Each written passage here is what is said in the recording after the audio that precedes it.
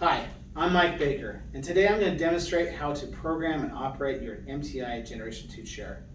A full account of the details can be found in the user manual, including user program modes, which are preferences of how the buttons control the chair. To understand the chair, you need to understand SmartTech. SmartTech is our smart safety and our smart controller combined. A smart controller is a stack of intelligent features from a central computer. So the user program modes, the hibernation state, the smart and stop motors, those are all the smart controller. Smart safety is our collision avoidance and safe zones system. So the chair may beep at you or it may stop. And the reason why it's doing it is it wants to stay in a safe zone for the patient and the chair. One of the features of smart safety is safety lockout, which precludes operation of the chair. In order to enable safety lockout, you push stop, stop, back up, stop. Now you notice that this light turned orange. If I push any button on the chair, nothing will happen. Push programs, home button, nothing happens. To disable it, select stop, stop, back down, stop. Also, the chair you heard beeped. It beeped once when it's enabled and beeped twice when it's disabled. The chair is operated by using a hand control, foot control, or back mounted switches, depending on the model you have. Please note that the functionality and buttons of the three controls are exactly the same. The layout of the hand control has your manual positioning right here, whether it be a back, lift, tilt, and foot, your program positions, your on and off button, swivel, stop, and home. To function the chair, if you want to lift the chair, simply push the button. Or tilt, push the button. Now, let's pretend that we have the chair in a position where we want to program. As you can see, we have program 1, 2, 3, and 4. And to program, simply push the program for 5 seconds.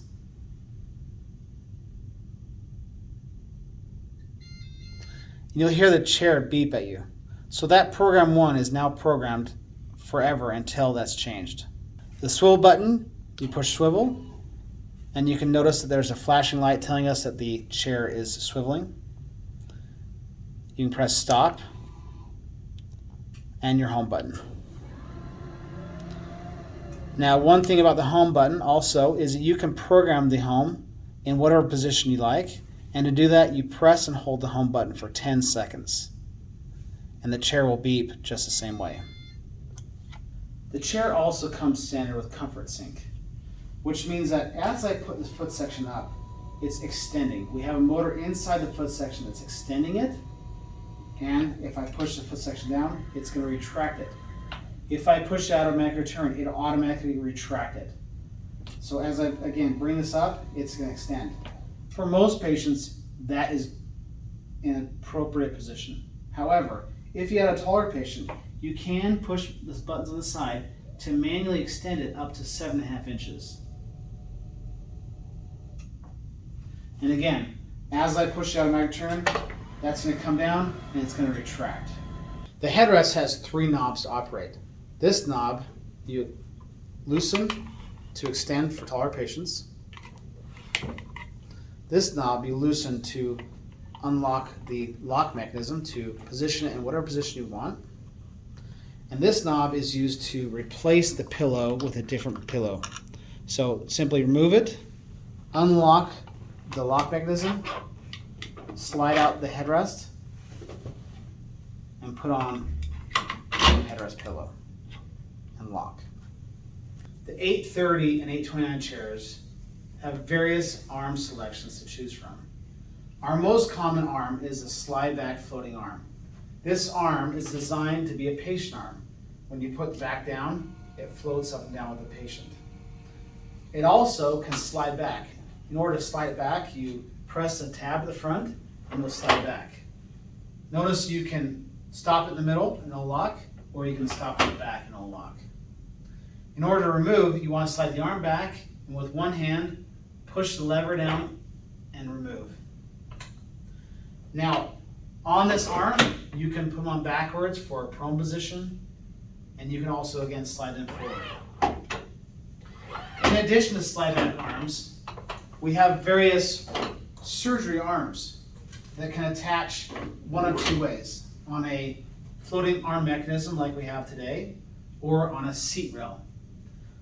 As far as surgery arms, we have a standard surgery arm where you have to unlock with one hand, move into position, and lock with the other hand. Or we have a deluxe arm where you simply have to grab the end of it and it'll unlock, move into position, let go, and it'll lock. The one thing on these surgery arm boards, especially on the seat rail mounted arms, is you have to be careful is to not point the arms at the upholstery when it's in operation or in the automatic return. The reason to be careful here is the arm can crash into the upholstery when it's being operated. If your chair is supplied with a swivel base, to actuate the swivel, you simply push the swivel button on either the hand or foot control, and you will hear a motor unlock the chair. You can swivel the chair 333 degrees for 30 seconds. After 30 seconds, it'll lock itself back up, or if I push any button on the control or even the swivel button, it'll lock up itself as well. If you selected the mobile base version of the 830 or 829, it'll look like this.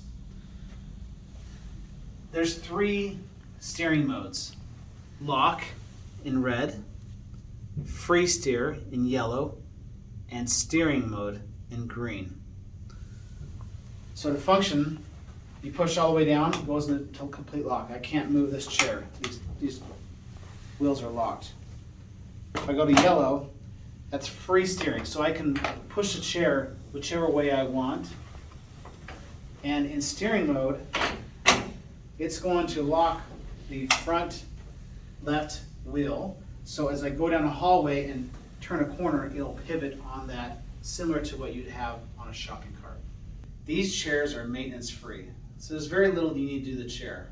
As far as cleaning, please refer to MTI cleaning instructions to know what disinfectants we suggest.